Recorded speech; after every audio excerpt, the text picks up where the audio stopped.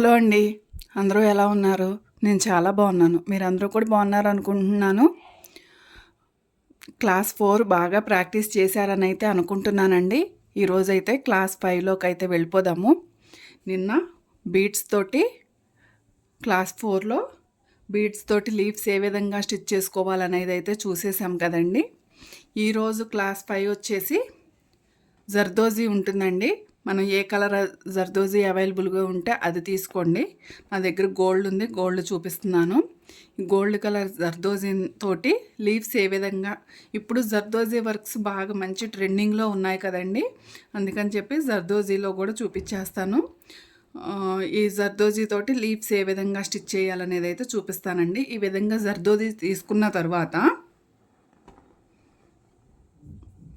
కొంచెం సాగు తీసుకోవాలండి.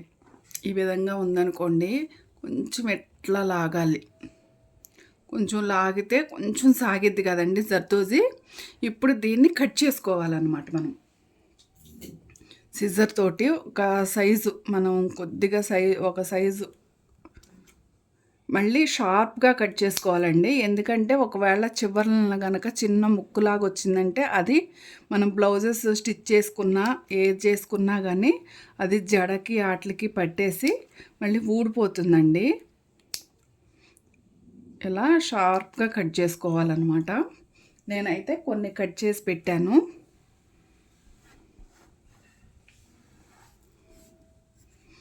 ఇలా కట్ చేసి పెట్టాను. వీటితోటి మీకు లీఫ్ ఏ విధంగా స్టిచ్ చేయాలనేది అయితే చూపించేస్తాను. సరే, వీడియోలోకి వెళ్ళిపోదామండి.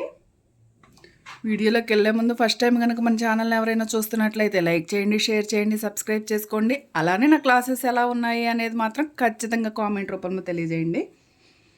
లీఫ్ షేప్ అయితే డిజైన్ చేసుకుందామండి. ఇప్పుడు ఇది నేను ఫ్లవర్ లాగా చూపిస్తానండి. అప్పుడైతే మీకు చాలా బాగా అనిపిస్తుంది కదా.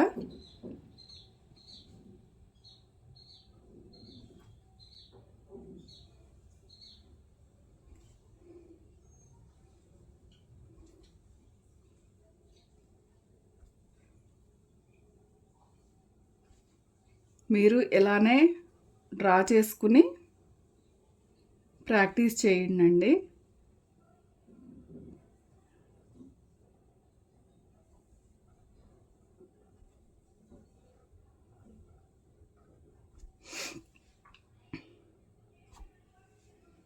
ఇప్పుడు డ్రా చేసుకున్నాం కదా,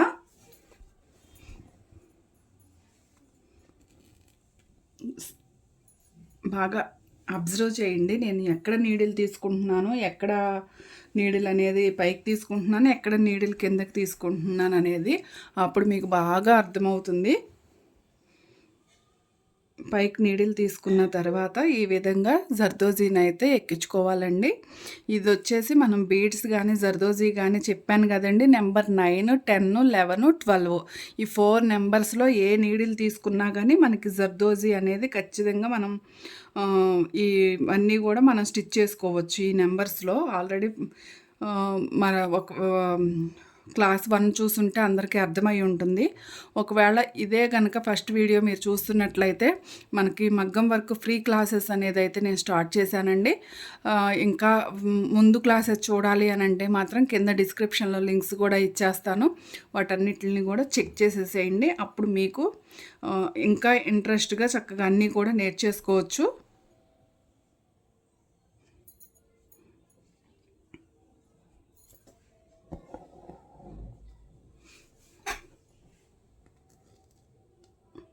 కొద్దిగా పైకి తీసుకోవాలండి.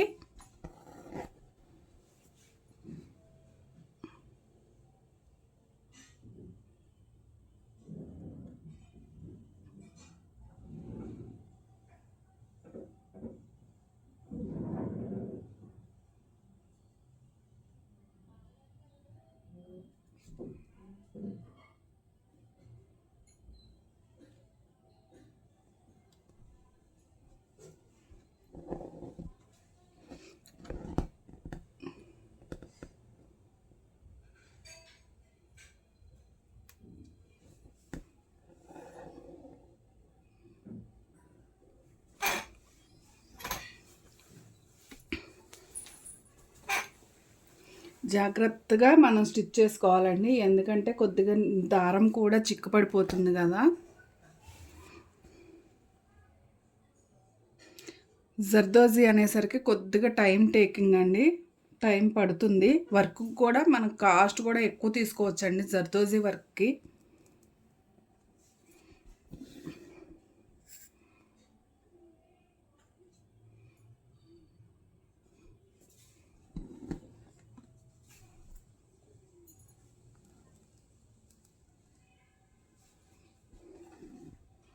ఎందుకంటే జర్దోజీ వర్క్ అనేది ఎక్కువ టైం తీసుకుంటుంది కాబట్టి మనం ఎక్కువ కాస్ట్ తీసుకోవచ్చండి.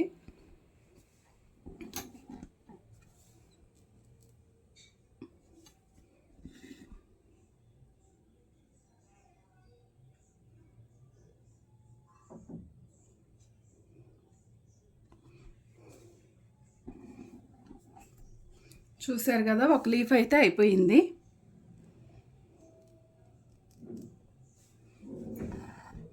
మనం పెద్దది తీసుకున్నాం అనుకోండి, లీఫ్ పెద్దగా కట్ చేసుకోవాలండి, చిన్న లీఫ్ అయితే చిన్నగా కట్ చేసుకోవాలి.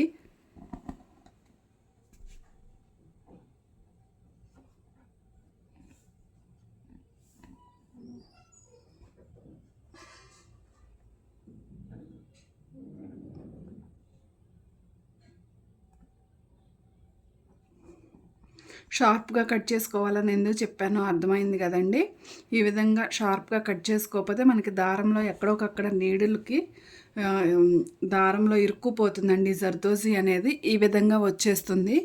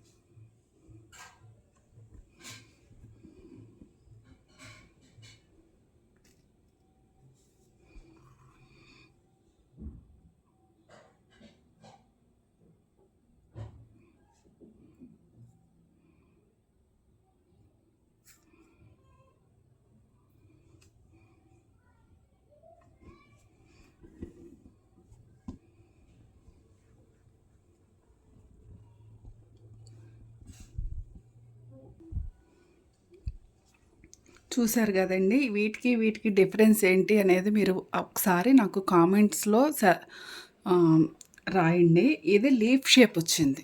మనకి ఇది లీఫ్ షేప్ కన్నా వేరే డిఫరెంట్‌గా ఉంది. ఇది బావుందా ఏంటి అనేది కూడా నాకు కామెంట్‌లో తెలియచేయండి. మీకు డిఫరెన్స్ ఏంటి అనేదైతే మీకు నెక్స్ట్ వీడియోలో నేను చెప్తాను.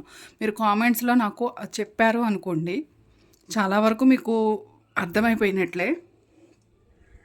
నెక్స్ట్ వీడియోలో అయితే చెప్తాను. నెక్స్ట్ వీడియోలో కాదు, ఈ వీడియోలోనే చెప్తాను. ఏంటి అనంటే దీనికి డిఫరెన్సు నేను కరెక్ట్‌గా ఎంత డిస్టెన్స్ తీసుకున్నానో అంత డిస్టెన్స్ ఉన్న జర్దోజీ తీసుకున్నాను. వీటికొచ్చేసి డిస్టెన్స్ కన్నా ఎక్కువున్న లెంత్ ఎక్కువున్న జర్దోజీ అయితే నేను తీసుకున్నాను. దానివల్ల ఏమవుతుంది అంటే మనకి ఎక్కువ డిస్టెన్స్ ఉన్నది తీసుకుంటాం కదా జర్దోజీ, అప్పుడు కొద్దిగా మనం థ్రెడ్ కిందకి లాగేసరికి జర్దోజీ అనేది కొద్దిగా వంగుతుంది.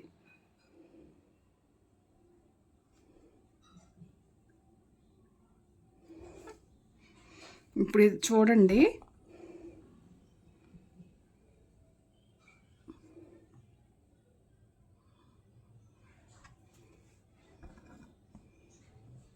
కరెక్ట్ డిస్టెన్స్ తీసుకుంటే మనకి కరెక్ట్‌గా ఉంటది. కొద్దిగా ఎక్కువ తీసుకునేసరికి జర్దోజీ అనేది కొంచెం మనకి బెండ్ అయిందనమాట.